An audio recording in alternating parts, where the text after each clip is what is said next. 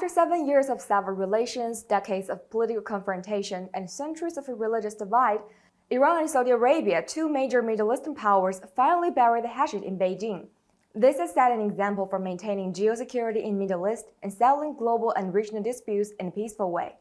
At the opening ceremony of the 2022 Boao Forum for Asia annual meeting, Chinese President Xi Jinping first proposed a global security initiative.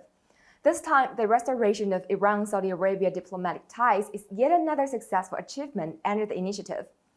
The name speaks for itself. The initiative aims to maintain global peace, security, development, and stability through combined efforts.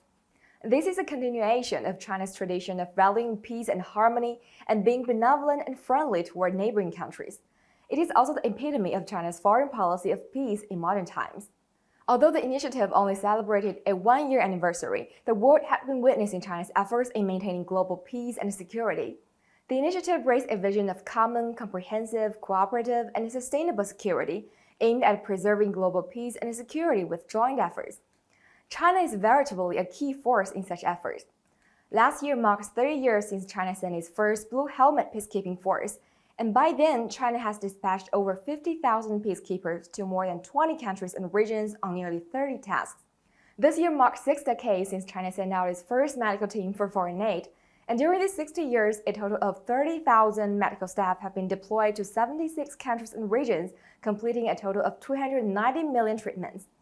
The initiative proposes that all parties should stay committed to respecting the sovereignty and territorial integrity of all countries and uphold non-interference in internal affairs. 70 years ago, then Chinese Premier Zhou Enlai proposed the 5 principles of peaceful coexistence. 70 years have passed, and China still adheres to this commitment.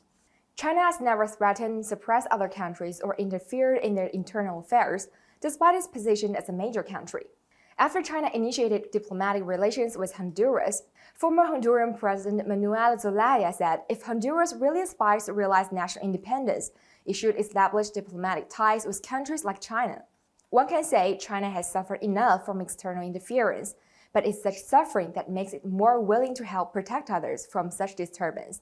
The initiative states that countries should abandon the Cold War mentality and oppose group politics and bloc confrontation. In the Ukraine crisis, China has been holding its footing as always, which is dropping the Cold War mentality while staying steadfast to taking the legitimate security concerns of all countries seriously, and creating space for peace with political courage. And China has always devoted efforts to urging for a ceasefire and peaceful negotiation. China has brought up ideas and initiatives, provided practical solutions, and backed them up with actions and a sense of responsibility.